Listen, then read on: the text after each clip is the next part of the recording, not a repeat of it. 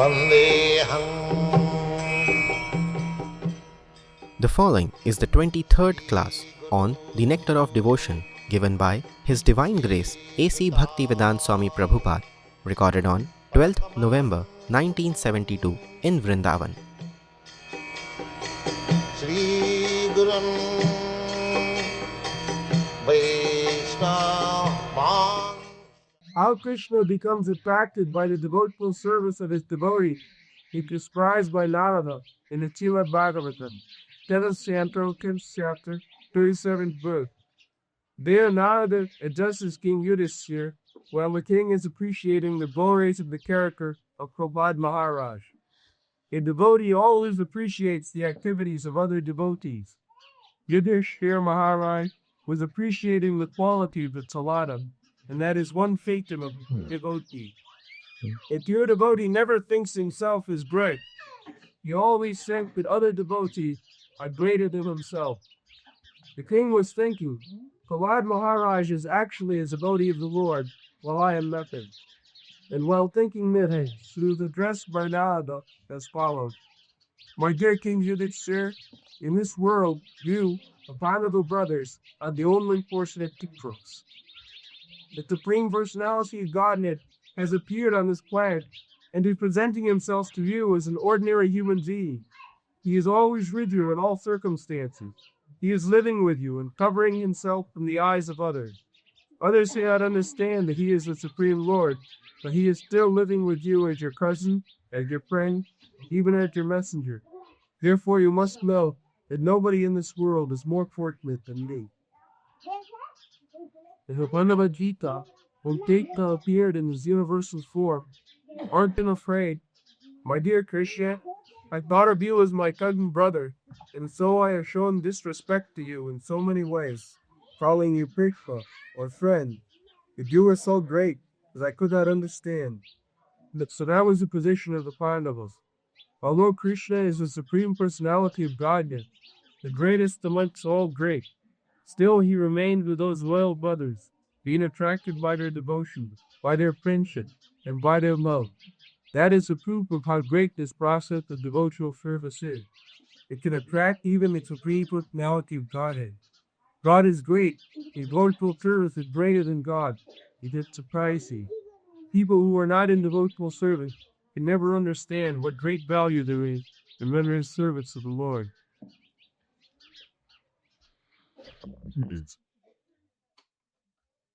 The first stages of devotion. The three categories of devotional service which Srila Rupa Goswami described in Bhakti-rasamrita Sindhu are listed as devotional service in practice, devotional service in ecstasy, and devotional service in pure love of Godhead. There are many subheadings for each of these categories.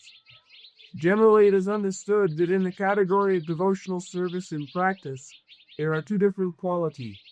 Devotional service in ecstasy has 4 qualities, and devotional service in pure love of Godhead has 6 qualities. These qualities will be explained by Srila Rupa Goswami later on.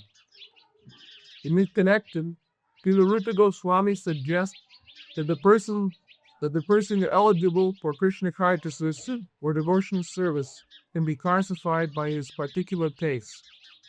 He says that devotional service is a continual process from one's previous life. No one who takes a devotional service unless he has had some previous connection with it. For example, supposing this wife had practiced devotional service to some extent. Even though it is not 100% perfectly performed, still, whatever I have done will not be lost. In my next life, from the very point where I start to this life, I shall begin again. In this way, there is always a continuity. But even if there is no continuity, if only by chance a person takes interest in a pure devotee of Bhakti, he can be accepted or advanced with devotee service. Anyway, for persons who have a natural taste for understanding books of Bhagavad-gita and Srimad Bhagavatam, devotional service is Hebrew, or for those who are simply accustomed for mental speculation and argumentative processes. So, Narad Muni instructed to bath them under the words Prakva Sadhanmam Charunambujam Hari. Even one takes to devotional service, takes shelter of the lotus feet of Lord Krishna, somewhere or other, kamat lobhat bhayat, as it is stated in the Srimad Bhagavatam, just like the gopis, they took shelter of Krishna superficially by lusty desire. But it was not lusty desire. It was pure love. But in the material world, same thing will be considered as lusty desire. So, where is the difference between love of God and lusty desire? Because ordinary men will consider that gopis were attracted by Krishna in lusty desire. The Chaitanya Charitamritakar, Krishnadas Kaviraj Goswami, he says that there is difference between material lusty desire and love of God. He has compared that love of God is just like gold and lusty desire is just like iron. So the difference between lusty desire and love of God is in the material world, which is going on as love, that is lusty desire, because both the party are interested in individual sense gratification.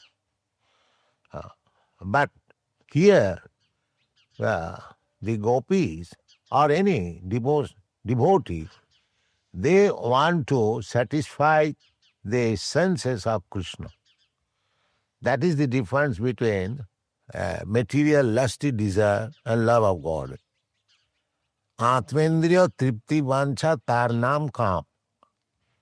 When one desires one's own sense gratification in the material world, suppose a boy loves a girl and a girl loves a boy, that is personal sense gratification.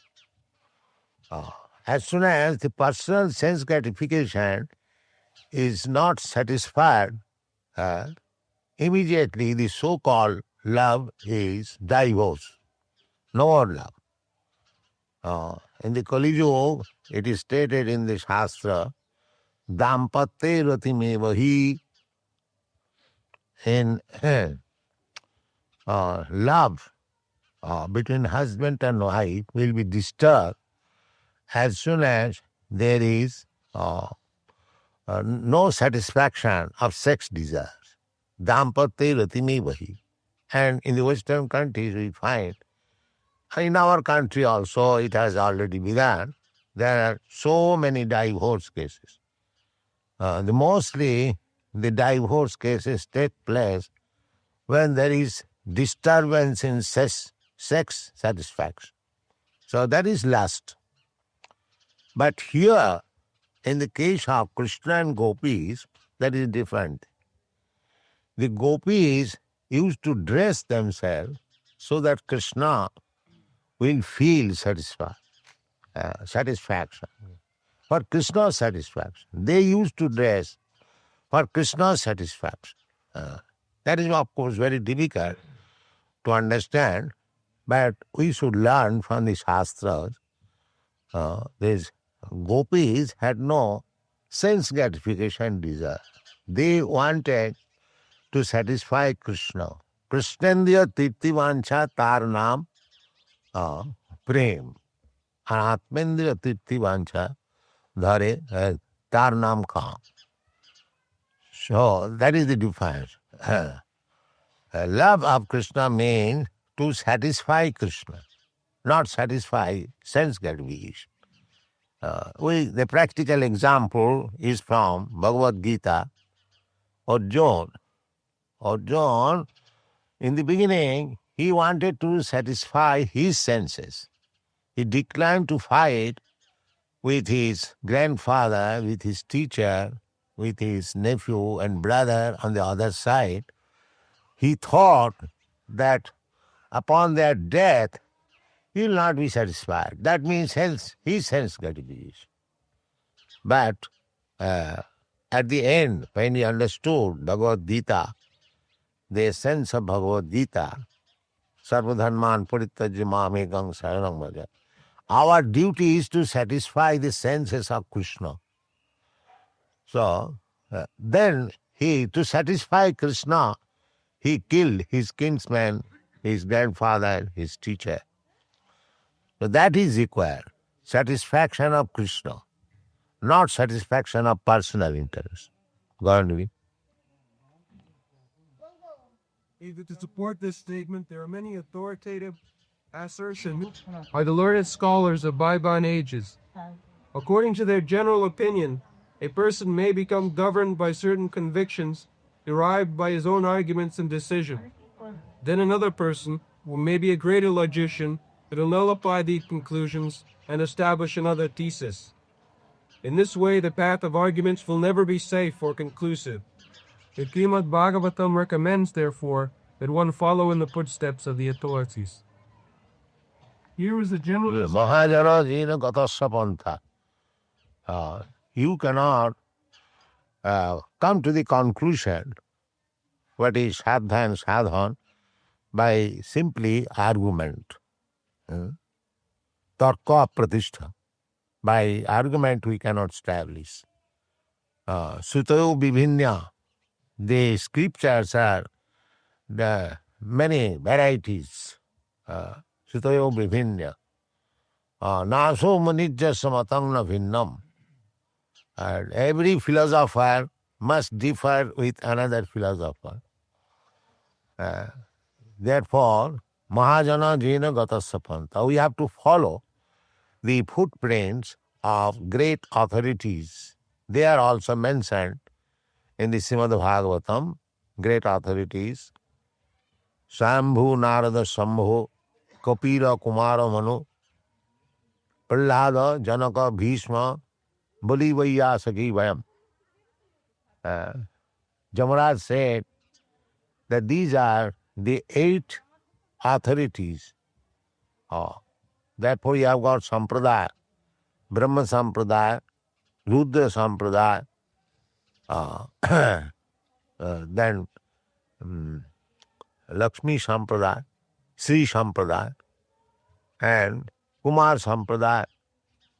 The present Acharyas, they are Ramanuja Sampradaya, Sri Sampradaya, Madhva Sampradaya, Brahma Sampradaya. In this way, so we have to follow the footprints of the Sampradaya. Just like we are Gauriya, Madhva Gauriya Sampradaya. We are following the footprints of Chaitanya Mahaprabhu as enunciated by the 6 Goswamis, Shirup Sanatan Bhatta Raghunath, Sijiv Gopal Bhatta Das Raghunath. So, we have to follow the authorities. We cannot manufacture. There is no need of research work. Simply, if we follow the chalked out path given by the great authorities, that will help us.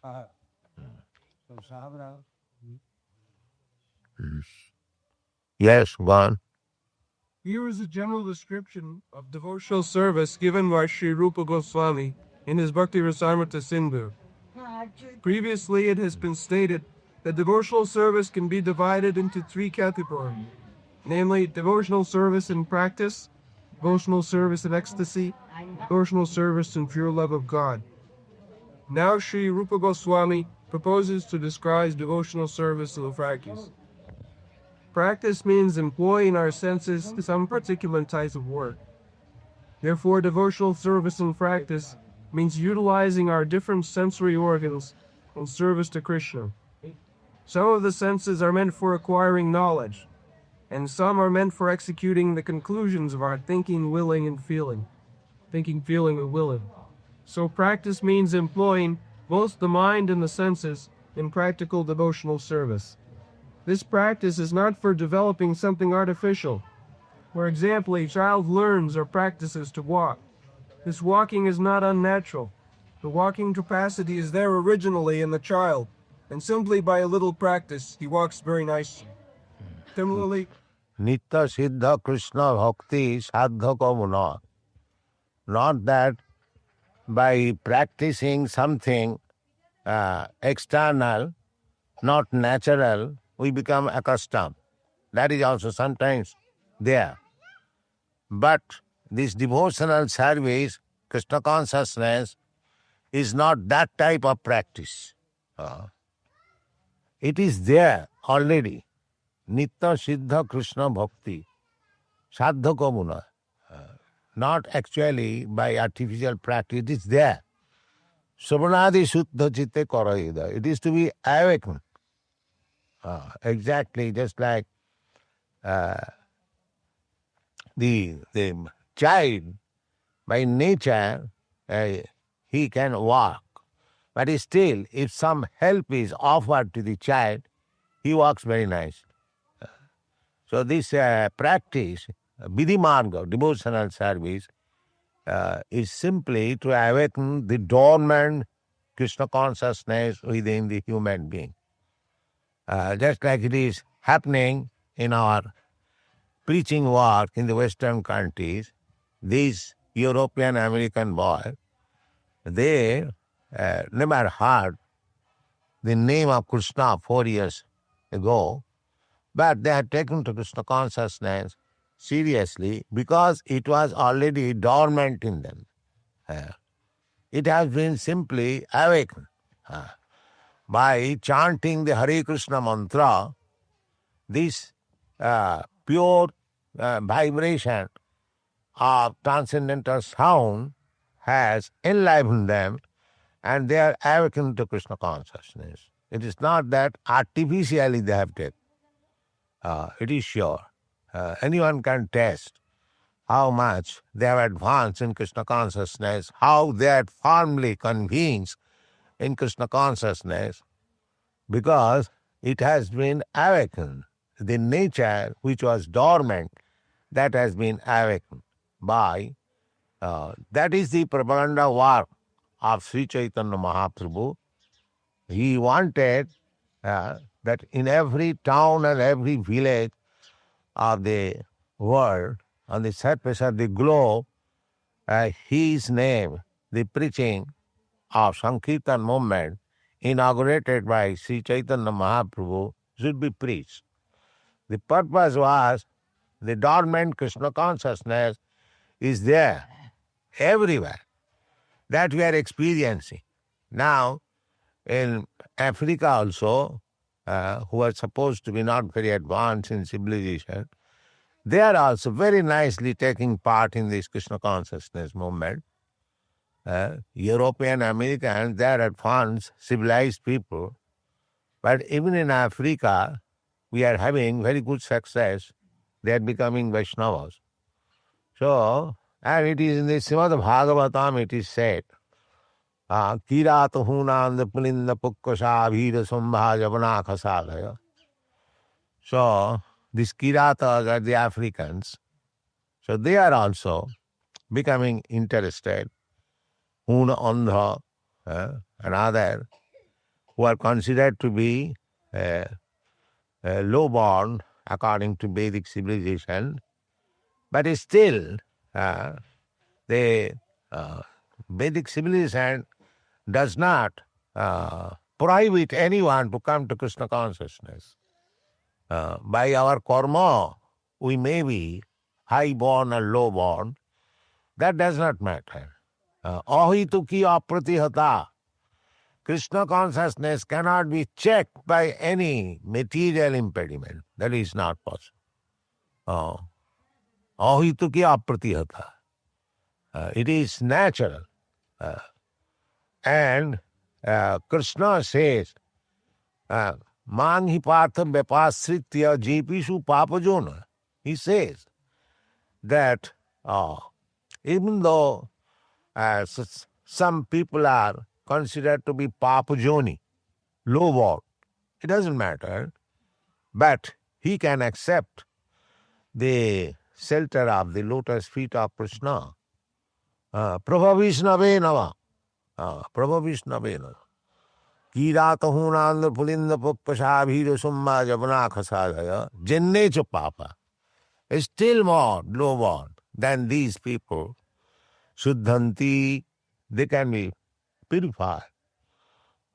If they actually take shelter of a pure devotee, they can be purified. That is the injunction of the Shastra, Sukdev Goswami. Shuddhanti, and people may argue how such low-born people can be purified. That reply is Prabha Vishnaveno. It is the supreme power of Lord Vishnu. It is possible. Krishna says. Now, Krishna says that everyone can be delivered simply by the process of Krishna consciousness. So whose duty is to enlighten them to Krishna consciousness? I was just talking with Goswamiji, Haricharan Goswami. Whose duty it is to enliven people to Krishna consciousness? It is the duty of Guru. We came to this conclusion. And who is Guru? Srotriyam Brahmanishta. That means perfectly learned in Vedic literature and firmly convinced in Brahma realization. That means first-class Brahmin. So if the first-class Brahmanas do not take care of this Papa journey, then who will deliver them? Some agitation is going on that this movement, Krishna consciousness movement, is killing Hindu religion. You see? Just see their poor fund of knowledge. It is the duty of the first-class Brahmin to enlighten this Papajoni. Otherwise, who will enlighten them? Guru will enlighten. And who is Guru? Srotiram Brahmanishtam. Brahmanishtam means he must be Brahmin. So, if the so-called Brahmins, they do not take care of them, and if they remain Brahmins limited within some limited area, do not go outside, then who will deliver them? So these are not very sound arguments. It is very, what is called, crippled ideas. The Brahmana means Udara.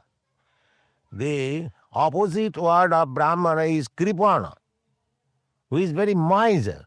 A Brahmana cannot be miser. Even 100 years ago, the Brahmanas would give chance to anyone to become Brahmana. I have got so many instances. That is the duty of Brahmana. Pathan. The Brahmana should be learned, and Brahmana should make others learned, other Brahmin. Not that he simply satisfied that he is Brahmana and nobody should become Brahmana. No. He should make others Brahmana. Just like a big lawyer, he makes his assistants lawyer. A professor, learned professor, he makes others professor. Otherwise it is called Gyanakhala, miser, and the knowledge should be distributed. Any scientist discovers, they distribute it. Similarly, Brahmana should be Udara. Not only he should personally know what is Brahma, but he should distribute the knowledge. Therefore Chaitanya Mahaprabhu said, Bharat bhumite manusya janma haila jaha. Janma sartha kari karo paropoka. It is the duty of the Brahmanas. Paropoka. And without being human being, how he can become a Brahmana? Cats and dogs cannot become Brahmana. The perfect human being means Brahmana. The first class perfect being. That is Brahmana. And Brahmana's duty is for paropakar, patana, patana, jajana, jajana, dana, patigra. Satkarma, nipuna, vipra, mantra, tantra, visharada. Avaishnava, guru na sasya.